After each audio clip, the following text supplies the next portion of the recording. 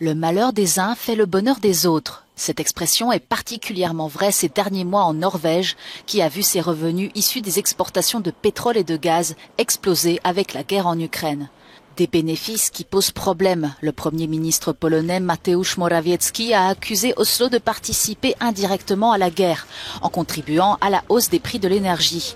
Euronews a décidé de confronter la nouvelle secrétaire générale du comité d'Helsinki norvégien Berit Lindemann à ces critiques. Varsovie a exhorté la Norvège à utiliser les bénéfices du pétrole et du gaz pour soutenir les pays les plus durement touchés, principalement l'Ukraine.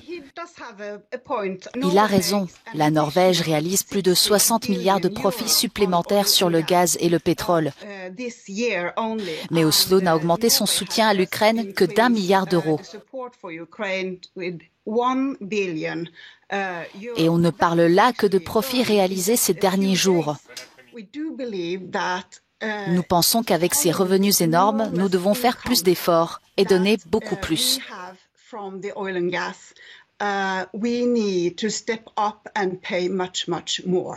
Cette année, les revenus issus des exportations de gaz et de pétrole ont atteint les 97 milliards de dollars, 3 fois plus que l'année dernière. La majorité de ces bénéfices sera placée dans le fonds souverain norvégien qui doit permettre au pays de sortir du secteur des énergies fossiles. Cependant, la société norvégienne reste divisée sur l'usage qui pourrait être fait de ces immenses profits. Si certains considèrent qu'aider l'Ukraine est un juste retour des choses, d'autres veulent que cet argent soit investi à l'intérieur du pays. La Norvège en fait-elle assez pour soutenir l'Ukraine par rapport à d'autres pays d'Europe? La Norvège en fait déjà beaucoup, mais quand on voit les besoins des Ukrainiens, nous pourrions donner beaucoup plus en utilisant seulement une petite partie du revenu supplémentaire qui provient de l'augmentation des prix du pétrole et du gaz. Pendant ce temps, la construction du gazoduc Baltic Pipe qui doit relier la Norvège à la Pologne a repris. Varsovie espère ainsi importer du gaz de la mer Baltique dès cet automne.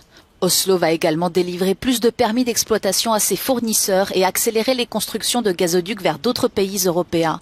Un coup de pouce qui peut cependant précipiter le changement climatique.